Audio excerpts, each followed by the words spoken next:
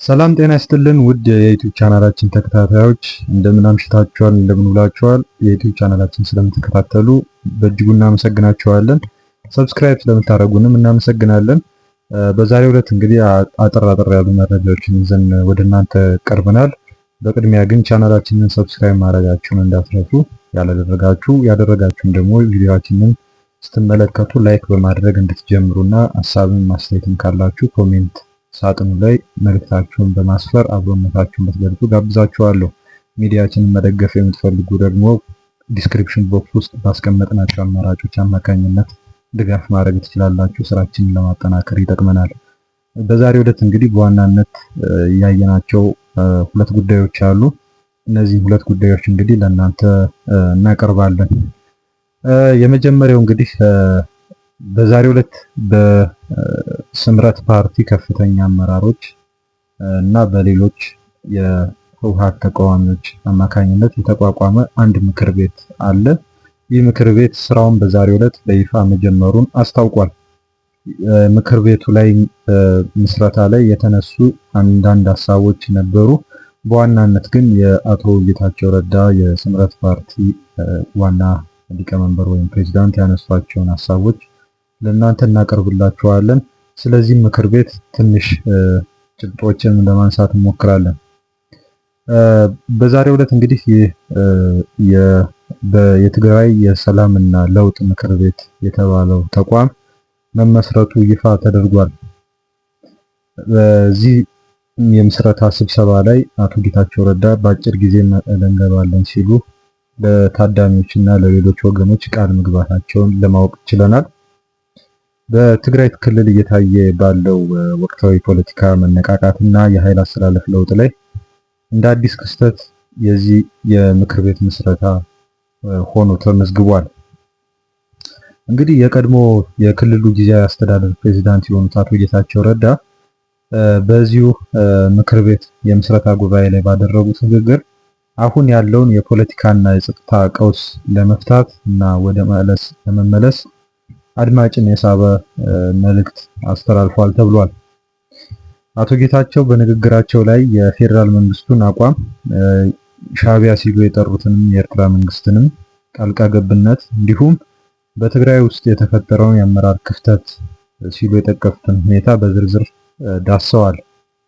አቶ ጌታቸው ረዳ በትግራይ የተፈጠረውን እንቅስቃሴ አስመልክተው ሲናገሩ አሁን ባለው የፖለቲካና የህዝብ ንቅናቄ በአጭር ጊዜ ውስጥ መቀለ እንደምንገባ ምንም ጥርጥር የለኝም በማለት ለደጋፊዎቻቸው ጠንካራ ተስፋ መስጠታቸው ተዘግቧል።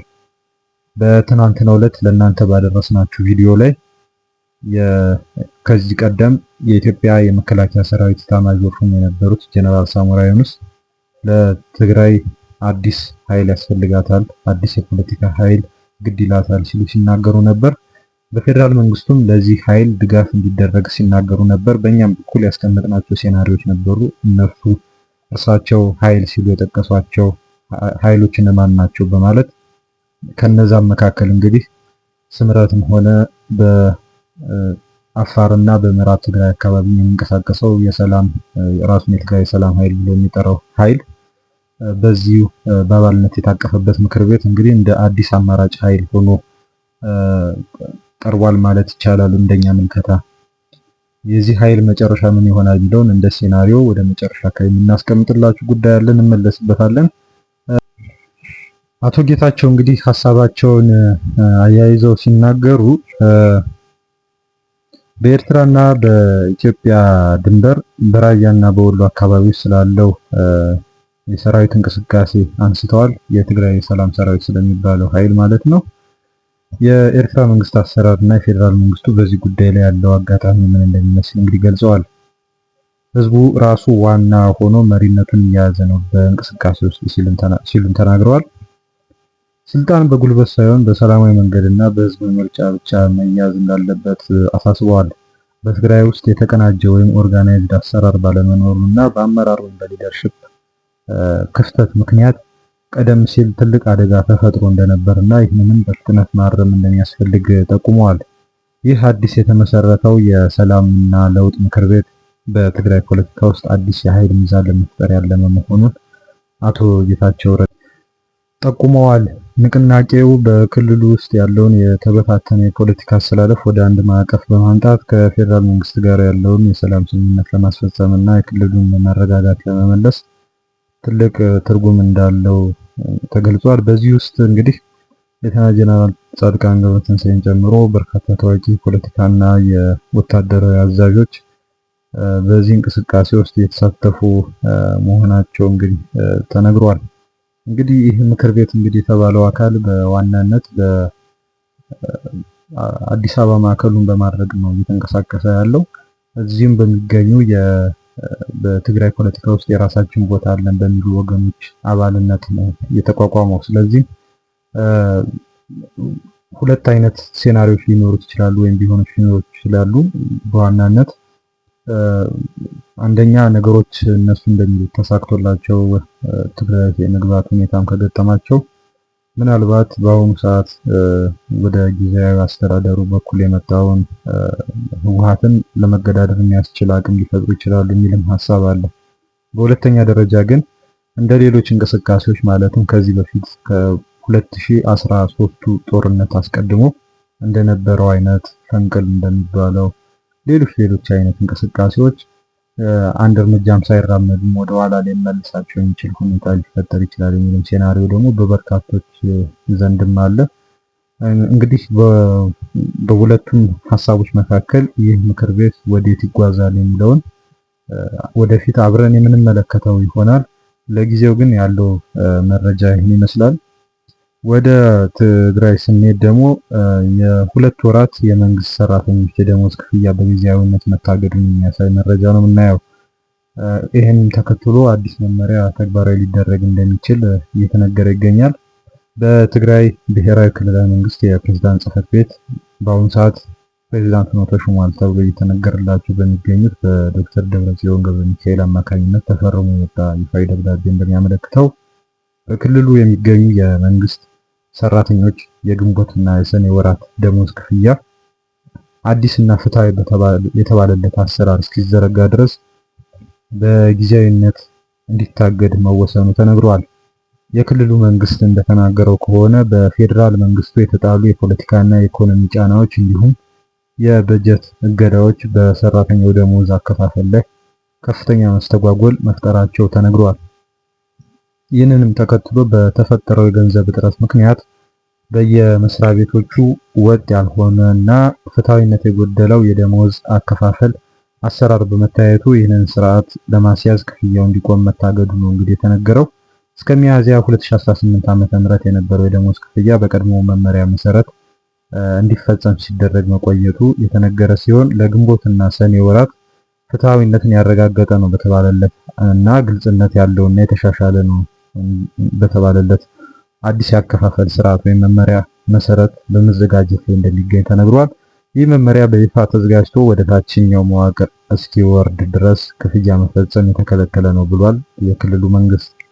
የክልሉ ፕሬዝዳንት ጽህፈት ቤት ለሁሉም የዞን፣ የወረዳ፣ የከተማና የክፍለ ከተማ አስተዳደሮች እንዲሁም ለጠቅላይ ፍርድ ቤት እና ለስራ አስፈጻሚ መስሪያ ቤቶች ባስተላለፈው መመሪያ ከተቀመጠው አሰራር ውጭ ምንም አይነት የደሞዝ ክፍያ እንዳይፈጸም በጥብቅ ትዕዛዝ አስተላልፏል። በተጨማሪም የክልሉ የፋይናንስና ሀብት ትብብር ቢሮ ዋና ኦዲተር እና የጸረ ሙስና ኮሚሽን በየመስሪያ ቤቱና በማዘጋጃ ቤቶች ያለውን የገንዘብ እንቅስቃሴና ሪፖርት በቅርበት እንዲከታተሉና ቁጥጥር እንዲያደርጉ ኃላፊነት መሰጠታቸውን የክልሉ መገናኛ ብዙሃን እየዘገቡ ይገኛሉ። እንግዲህ ይህ የደሞዝ ጊዜያዊ እገዳ በማህበረሰቡ ዘንድ በተለይም በአሁኑ ሰዓት በመንግስት ሰራተኛው ዘንድ የደሞዝ ክፍያ መቆራረጥ ችግር እየፈጠረ እንደሚገኝ የተነገረ መሆኑ እየታወቀ ደሞዝ እገዳ መፈጠሩ ምን አይነት የማህበራዊ እና ኢኮኖሚያዊ ቀውስ ይፈጥራል የሚለውን እንግዲህ የምናየው ይሆናል። ነገር ግን በቋፍ ላይ ባለው የመንግስት ሰራተኞች ሁኔታ በተለይ ትግራይ ክልል ባለው ይህ ውሳኔ ለብዙዎች አስደንጋጭ መሆኑንና በማህበራዊ ትስስር ገጾች ላይ ይህ አሰራር በእጅጉ ነቀፌታ እየገጠመው ይገኛል። ለአንዳንዶች እንዲያውም ድንጋጤን የፈጠረ ነው። ጦርነት ተጀምሯል ወይ የሚል ጥያቄ እንዲያነሱ ያስገደደ ውሳኔ ነው። እስካሁን ድረስ በግልጽ ይፋዊ መግለጫ አልተሰጠበትም በሚመለከታቸው አካላት ዘንድ። እንግዲህ ወደ መጨረሻ መረጃ ስናልፍ እንግዲህ በረከት ገበሬዋ በሚል ቅጽል ስም የምትታወቀው በረከት አደራ የተሰኘችው ግለሰብ በአሁኑ ሰዓት መቀመጫዋ አየርላንድ እንደሆነ ተናግራለች። እንግዲህ በሀገር ውስጥ መሆኗን ነበር በርካታ ጊዜያት በፌስቡክ ገጿ ላይ ስታጋራ የነበረችው። በአሁኑ ሰዓት ከሀገር ውጭ መሆኗን በአንድ ቲክቶከር የቀጥታ ስርጭት ላይ ተናግራለች። ፍራኦል ኢተቻ በተባለ የቲክቶክ ተጠቃሚ ዘንድ ማለት ነው። እና በአሁኑ ሰዓት አየርላንድ መሆኗን ያረጋገጠችው ባለቤቷና ቤተሰቦቿን በማሳየት እንደሆነ የተገኙት መረጃዎች ያመለክታሉ። ከነዳጅ ጋር በተገናኘ ጉዳይ ምክንያት በፌዴራል ፖሊስ እንደምትፈለግ እና ትፈለጋለች ማስታወቂያ ወጥቶ እንደነበረ የሚታወስ ነው። ብዙዎች መነጋገሪያ አድርገውታል። ምክንያቱም በቢሊዮን የሚቆጠር ብሮችን ነው ያጭበረበረችው ተብሎ የታሰበው። በዚህ ምክንያት ጥያቄዎች እየተነሱባት ነበረ። ሀገር ውስጡና እንዴት በፖሊስ ቁጥጥር ስር አልዋለችም የሚሉ ጥያቄዎችን ያነሱ ነበሩ። እሷም ሀገሬ ውስጥ ነው ያለሁት የትም አልሄድም በማለት ሀሳቧን በፌስቡክ ገጿ ላይ ስታጋራ ነበር። በመጨረሻ እንግዲህ ወደ አየርላንድ መብረሯ እንግዲህ ተነግሯል። በሀገር ውስጥ እንግዲህ ያሉትን በተለይም በአዲስ አበባና ዙሪያ አካባቢ ያሉት በረከት ገበሬዋ በተሰኘ ስያሜ የሚታወቁት ሱፐርማርኬቶች እና የአትክልት መሸጫ ቤቶች ስራ ላይ ናቸው አይደሉም የሚለውን ለማረጋገጥ እየሞከርን ነው። እንግዲህ እሷ ከሀገር መውጣት ተከትሎ እነዚህ ሱቆች ቀጣይነት አላቸው የላቸው የሚለውን አብረን የምናየው ይሆናል። የሌሎቹ ተከሳሾች የፍርድ ሂደት በምን ሁኔታ ይቀጥላል የሚለውን በቀጣይ ግንቦት 16 የፍርድ ቤት ቀጠሮ አለ። ያን የምናየው ይሆናል። ስለተከታተላችሁ እናመሰግናለን። ልንዳስሳላችሁ የምትፈልጓቸው ጉዳዮች ወይም መረጃዎች ካሉ በአስተያየት መስጫ ሳጥኑ ላይ ኮሜንት ማድረግ ትችላላችሁ። አስቀድመን እንዳልነው ሚዲያችን መደገፍ የምትፈልጉ የተለያዩ የድጋፍ አማራጮች ስላሉ በዚያ መልኩ እንድትደግፉ እንጠይቃችኋለን። ስለተከታተላችሁ እናመሰግናለን። መልካም ጊዜ ይሆንላችሁ። ሰብስክራይብ ማድረጋችሁን እንዳትዘነጉ።